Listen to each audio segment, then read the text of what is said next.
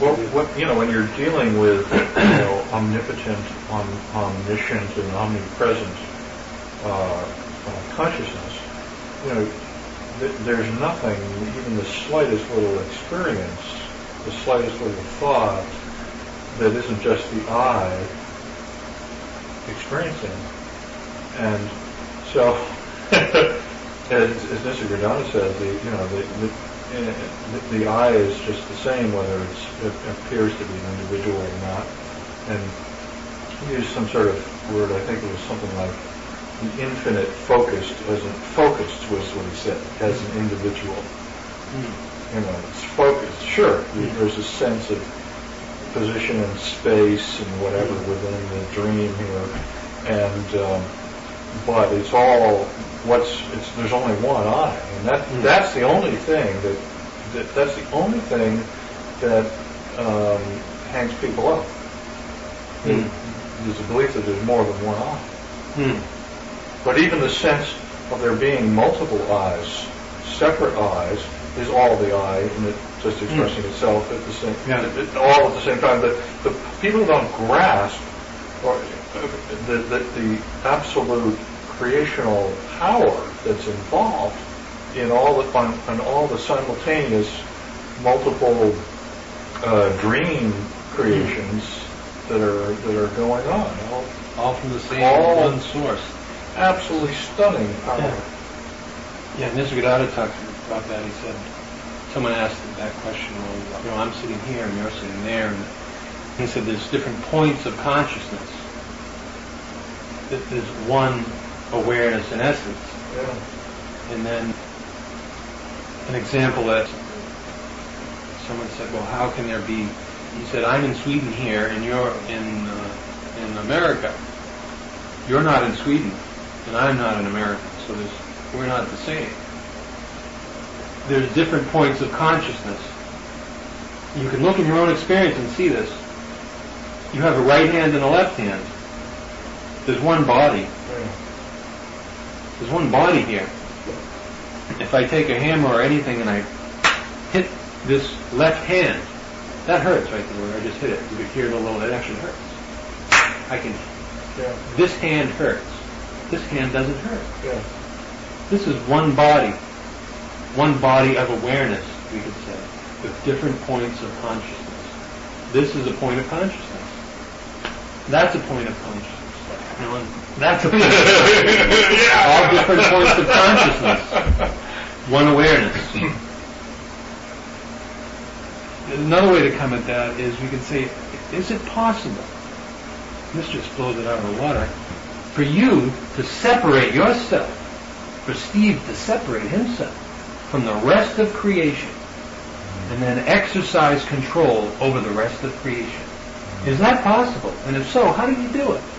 And when, at what point in time can you say, this is when I separated myself? And the only thing you can find, any separate, if you say, well, that was at this point, it's right when the I thought arises. As soon as the I thought arises, the appearance of separation arises. Yeah. When there is no I thought, and this happens throughout your day, this isn't some special experience. Yeah. Throughout your day, the sense of Steve comes and goes. As a lot of the time, just driving, there's nothing. Just consciousness driving the car. Consciousness reading the screen. There's no I there. And then the I have to do this, I have to do that. The I thought arises. And that's when the appearance of separation happens. And so you can see that in your own experience.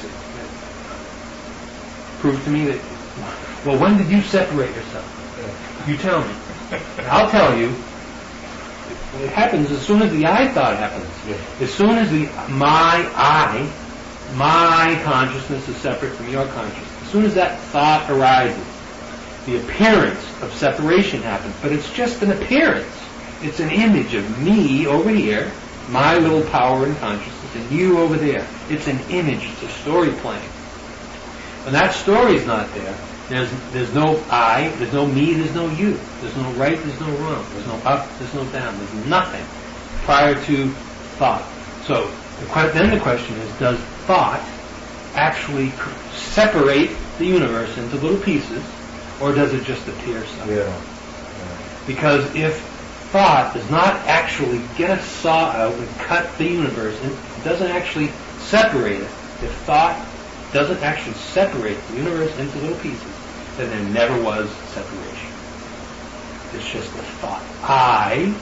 That's the birth of the appearance of separation. Prior to that I, me, mine, the sense, prior to that thought, the image, there is no separation. There's just consciousness. And this is not a special state. You can see it every day throughout your day. You'll notice it. Oh, there's that I thought again. And you'll realize for the past hour there's been nothing. No I, no me, no nothing. There's just focus on whatever you're doing. Changing a tire, fixing your car, making breakfast, working on your computer. And then, relative to, usually relative to some other person, some other expectation, some other I. And there's the birth of the appearance of separation. I take the subway quite frequently, and I'll be late at night, or I'll come home from work and I'll see all these people, and I see all consciousness, but I see everybody's in their story. Everybody's got this, just as much as my story. Oh God, how many stories there must be? It's unbelievable. Yeah. But without the stories, it's just all one. It's all one. It's all one. Yeah, and the stories, what comes in, and people, how we all experience our stories. I mean, in the stories we can be like, CinemaScope. They just get more, more and more and more, and chapter 1, chapter 2, and it just goes on, and never, it's infinite. So just seeing that the story is just a story, there's such a relief from it, because that's just a story. Whereas prior to seeing that, it was believed to be true, and at the central character in the story, of course, is me, I, and then if everything revolves around this me and this I. So just seeing that the whole thing is not true, it's just concepts, then the story can continue. It doesn't matter if there's a story. It's just like some other object in consciousness. And you can see all the different stories. So that you just see clearly that this is just a nonsense story. So then you watch all the other stories. I found, and especially I've mentioned this before, in the past couple of months, I've really been hands off on my mind, just watching what happens, and everything is just